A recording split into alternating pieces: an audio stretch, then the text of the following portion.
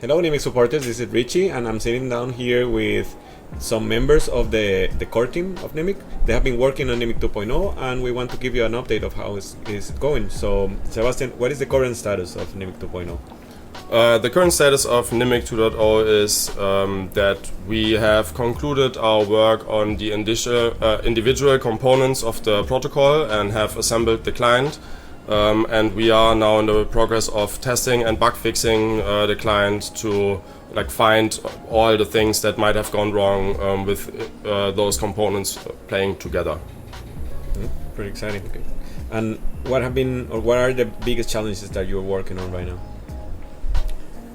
So I'd say the biggest challenge in this testing and debugging phase is making sure that everything is correct. Really thinking of all the possible cases that can go wrong, finding all the different combinations of things that can go awry, and to be really diligent about everything and not take any shortcuts to make sure that what we're delivering is actually rock solid and doesn't have any issues or problems when we release it. So I think being really diligent here is probably one of the biggest challenges that we are facing, and making sure that we find everything that we need to find all the problems in advance.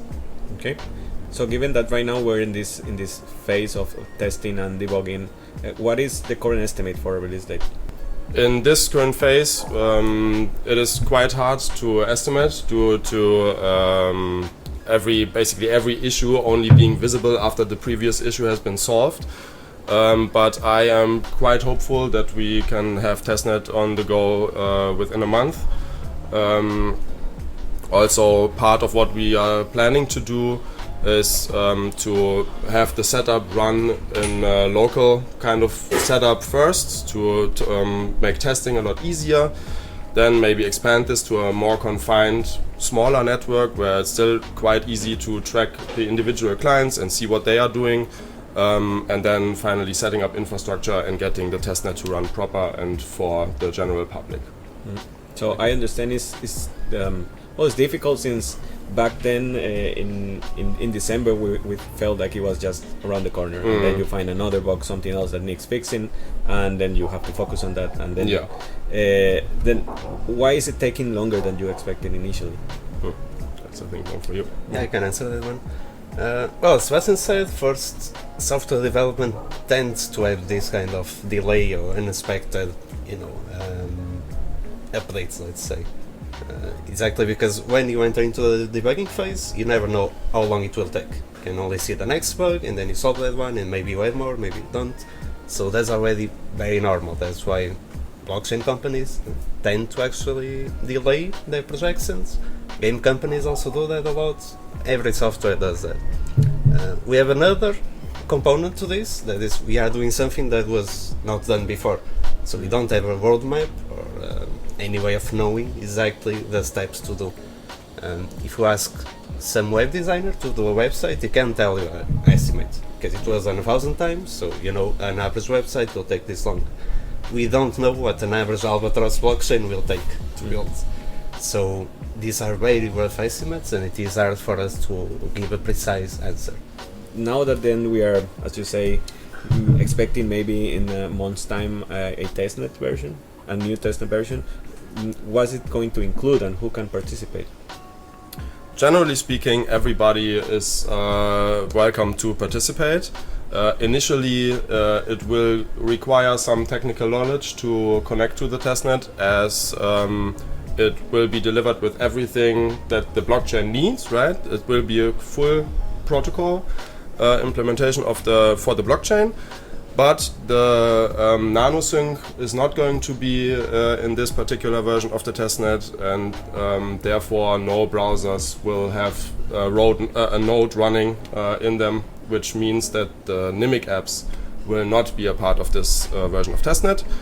However, we are planning on releasing detailed instructions on how to connect to the testnet when appropriate, and once we know how to actually where the actual IPs are and stuff, so that everybody who wants to can give it a shot. Cool, very interesting. So mainly this is very interesting for people looking into running a validator or also a validator pool, Precisely.